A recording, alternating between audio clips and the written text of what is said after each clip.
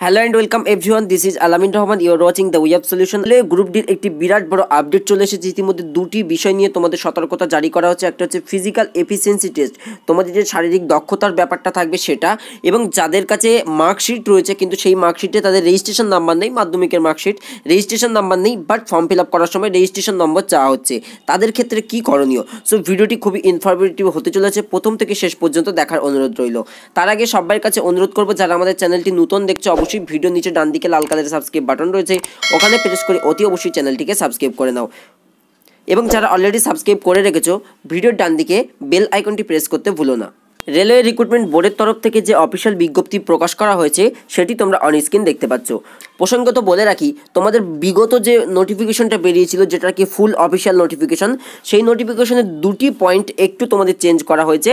যেমন দেখতে পাচ্ছ প্যারা নাম্বার 14.2, যেখানে ফিজিক্যাল এফিসিয়েন্সি টেস্ট নিয়ে বলা হয়েছিল, সেই প্যারাটায় কিছু চেঞ্জ হবে এবং রেজিস্ট্রেশন ডিটেলসে কিছু চেঞ্জ হবে।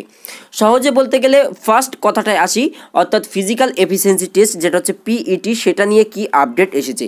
দেখো, রেলওয়ে গ্রুপ ডির ক্ষেত্রে পুলিশের পরীক্ষার মতো কিন্তু হয় না। পুলিশের ক্ষেত্রে যেমন প্রথমে কি ফিজিক্যাল মেজারমেন্ট টেস্ট, যখন সে হাইট ওয়েটে পাস করে, মেজারমেন্ট করে, তারপরে তাদেরকে দেওয়া হয় এফিসিয়েন্সি, যেখানে তাদের run, high jump, long jump, আরপিএফের ক্ষেত্রে এরকম কিন্তু করা হয়ে থাকে। সুতরাং ফার্স্ট স্টেজ থাকে মেজারমেন্ট, সেখানে পাস করলে পিইটি। কিন্তু রেলের গ্রুপ ডিতে কিন্তু এই মেজারমেন্টের ব্যাপারটা নেই, শুধুমাত্র পেট রয়েছে। সো এই ফিজিক্যাল এফিসিয়েন্সি টেস্টের ভিতরেও আবার দুটো পার্ট রয়েছে। কি কি দুটো পার্ট রয়েছে? এই এফিসিয়েন্সি টেস্ট কনসিস্ট হচ্ছে দুটো জিনিস নিয়ে। একটা হচ্ছে 35 কেজি ছেলেদের ক্ষেত্রে 35 কেজি ওয়েট, যেটা কিন্তু বালির বস্তা থাকবে। হ্যাঁ, শুনতে হাসি পেও না, এটা কিন্তু বালির বস্তা, বা যেটাকে একটা প্যাকেট থাকবে যার ভিতরে স্যান্ড দেওয়া থাকবে, সেই বালির বস্তা নিয়ে ছেলেদের দৌড়াতে হচ্ছে, এবং মেয়েদের ক্ষেত্রে 20 কেজির ওয়েট নিয়ে রান করতে হচ্ছে। তো এটা একটা ব্যাপার থাকবে, এটা একটা টাস্ক থাকবে, এবং আরও একটা টাস্ক থাকে, সেটা হচ্ছে 1000 মিটার দৌড়। সো এই দুটোর ভিতরে কোনটা আগে হবে সেটা নিয়েই কিন্তু এই আপডেটটি দেওয়া হয়েছে।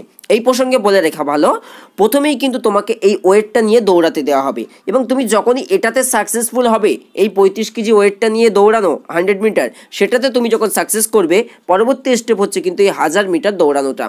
সুতরাং সেই পুলিশের পরীক্ষার মতনই, প্রথমে মেজারমেন্টে পাস করলে এফিসিয়েন্সি, যেমন ঠিকই তেমনি এখানে একটু ওরকমই ব্যাপার। প্রথমে তখন তুমি 35 কেজি ওয়েট বা 20 কেজি ওয়েটটা ভালো করে ক্যারি করতে পারছো, দেন কিন্তু তোমাকে রানে সুযোগ দেওয়া হবে। এই আপডেটটাই কিন্তু তোমাদের ইতিমধ্যে দেওয়া হয়েছে। আর বলে রাখা ভালো, তোমাদের যে বালির বস্তাটা দেওয়া হবে, মনে করো এটা একটা বালির বস্তা, বালির বস্তায় কিন্তু কোনোরূপ এরকম হ্যান্ডেল বা এরকম কোনো আংটা কিছু পাবে না, যার সাহায্যে সাপোর্ট দিয়ে তুমি সেটাকে কাঁধে নিয়ে নিলে, সেরকম কিন্তু কিছুই থাকবে না। এই জায়গায় কিন্তু পরিষ্কার বলে দেওয়া হয়েছে সেই কথাটি। The weight carrying test will involve lifting a sand bag, দেখতে পাচ্ছ বালির বস্তা, উইদাউট এনি হ্যান্ডেল, অর্থাৎ সেখানে কিন্তু কোনোরূপ হ্যান্ডেল থাকবে না, from a bench or platform, সেখান থেকে একটা নির্দিষ্ট স্পেসিফিক ডিস্টেন্স তোমাকে, যেটা 100 মিটার কভার করতে হবে। এই প্রসঙ্গে তোমাদের বলে রাখা ভালো, তোমরা নিজেরাও বাড়িতে বন্ধুরা কয়েকজন মিলে এরকম বালির বস্তা ট্রাই করতে পারো। মেয়েদের বলছি তোমরা 20 কেজি ওয়েট নিয়ে একটু ট্রাই করতে পারো, কেননা তোমাদের আগামীতে কিন্তু এই ফেজটা রয়েছে। 2018-এ যারা পাস করেছো তাদের তো অলরেডি এটা হতে চলেছে আপকামিং, এবং যারা 2019-এ পরীক্ষায় বসবে, তো তোমাদের জন্য এই বিজ্ঞপ্তিটি সংশোধন করা হয়েছে। Thank you so much guys for watching this video. যদি ভালো কিছু ইনফরমেশন পেয়ে থাকো তাহলে অবশ্যই লাইক করো। ওকে, আর একটা কথা বলতে ভুলে গিয়েছিলাম, সেটা হচ্ছে যারা ওল্ড সিলেবাসে অনেক আগে আর কি মাধ্যমিক দিত, সেই সময় তাদের মনে করো কোনো রেজিস্ট্রেশন সার্টিফিকেট হতো না, শুধুমাত্র একটাই হতো অ্যাডমিট কার্ড, এবং সেখানে তাদের শুধুমাত্র রোল নাম্বার থাকতো। এখানে সেটাই বলা হয়েছে যে গ্রুপ ডি তুমি যদি অনলাইনে ফর্ম ফিল আপ করতে চাও, অনলাইনে ফর্ম ফিল আপ করতে যাওয়ার সময় তোমার রেজিস্ট্রেশন ডিটেল অবশ্যই চাইবে, অর্থাৎ মাধ্যমিকের রেজিস্ট্রেশন নম্বর চাইবে। তো তারা কীভাবে প্রোভাইড করবে? তাদের তো কোনো রেজিস্ট্রেশনই নম্বর নেই। সেক্ষেত্রে তোমাদের যে রোল নাম্বারটা, সেই রোল নাম্বারটাই হয়ে যাবে রেজিস্ট্রেশন নম্বরের ঘরে। সুতরাং যাদের কাছে কোনোরূপ রেজিস্ট্রেশন আইডি নেই, তারা কি করবে, তোমাদের যে রোল নাম্বারটা রয়েছে সেই রোল নাম্বারটাই রেজিস্ট্রেশন ডিটেলের মধ্যে ফিল করে দেবে। এই দুটো বিজ্ঞপ্তি কিন্তু দেওয়া হয়েছে। Thank you so much guys for watching this video.